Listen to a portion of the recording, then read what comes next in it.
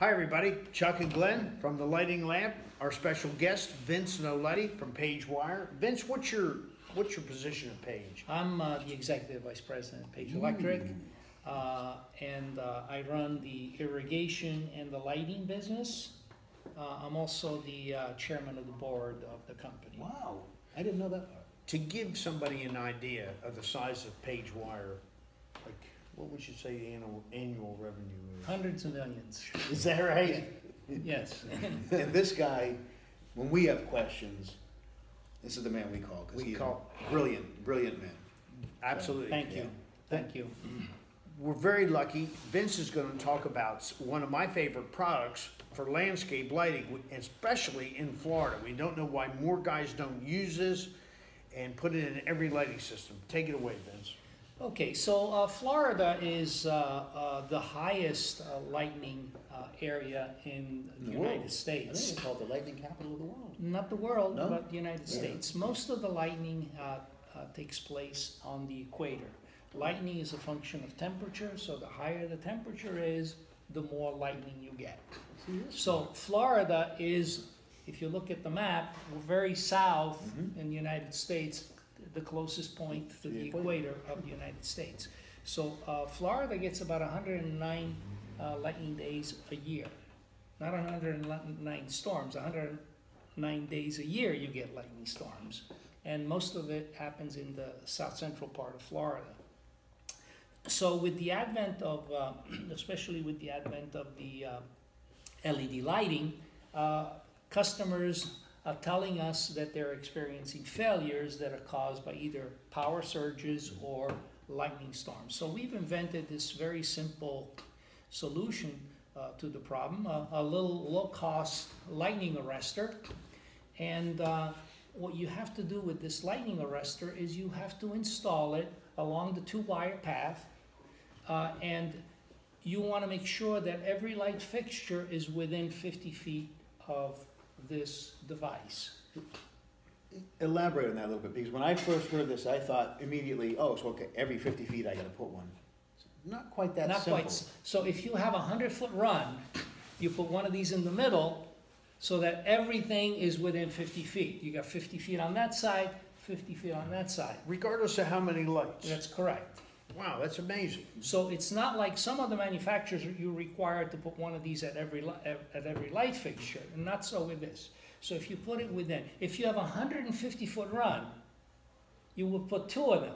You got 50 feet, 50 feet, 50 feet. So you only need two of these to protect a 150-foot run of light fixtures. So it's going to be economical to do. Very economical, and it's a low-cost device.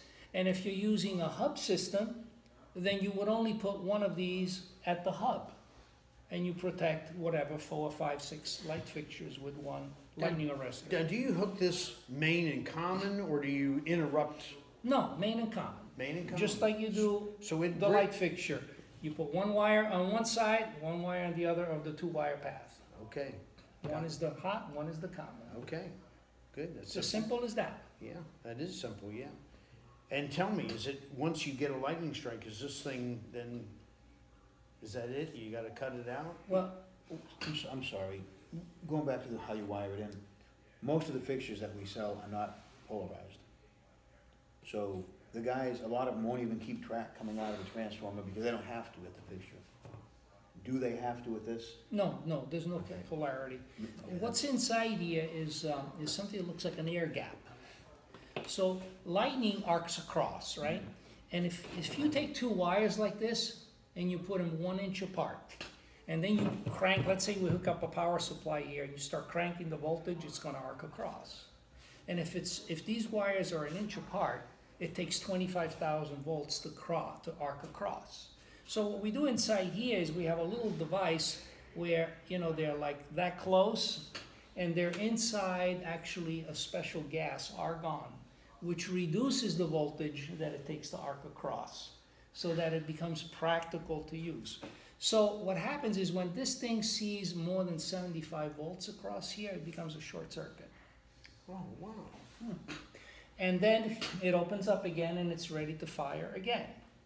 So these lightning arresters have a life that is a function of how many times they get hit and how hard they get hit. So if you had a direct strike right on this, right here, right at that light fixture, and this was sitting right there, it may be strong enough to destroy this, okay? But it would probably protect the light fixtures. Yeah. So if that happens, usually this thing might explode actually, and it would have to be replaced. But chances are that what will happen here is that it will function for many lightning strikes, you know, and it could last 10, 15 years, as long as it doesn't get hit with a direct lightning strike. Now, you said 75 volts, so it will also handle a surge? Yeah, oh yeah, it fires at 75. So what happens with a lightning surge is it starts at 0 like this and it goes up to 20, 30,000 volts. So what this thing does is when it gets up to 75, it fires and it cuts it off. So it cuts it off at 75 volts. It won't let the voltage on the 2-wire path go any higher than 75 volts. And the 75 volts is on that 2-wire path for only a fraction of a billionth of a second. Wow. Amazing, amazing. Okay, and that is what protects the devices, the light fixtures, because it only allows a little tiny part of the surge to get on the wires, and then it collapses it and shorts it out. Now, I saw your original presentation on this, and if you'll just take just a minute in the confines of our video here to explain to guys how lightning works and travels. Yeah, okay. So lightning comes down and it strikes the ground. And when it strikes the ground, it's like if you can imagine a meteor coming in from outer space and hitting the ocean. At the point of impact, it would create these huge waves, right? And then those waves will ripple out until they dissipate many miles away from the point of impact. So lightning looks exactly the same way. It hits the ground and you get electromagnetic waves, huge at the point of impact, Really? and then they dissipate, and they could travel upwards of 15, 20 miles from the point of impact. Okay. Wow.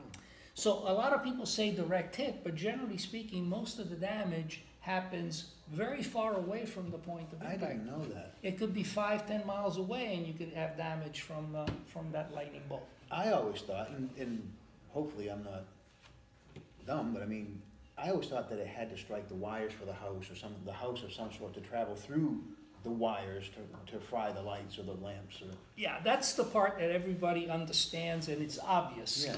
But in reality, the lightning travels along the earth, and when it travels, it creates all these electromagnetic fields around it, and those electromagnetic fields penetrate the dirt, and that's how it induces the voltage on the wires that are underground. So this thing will protect it for, you know, a very, very wide territory of lightning strikes. That's great. What about depth? I remember you discussing depth of wire. Yeah, the deeper the wire is, the weaker that electromagnetic field is going to be by the time it gets down there.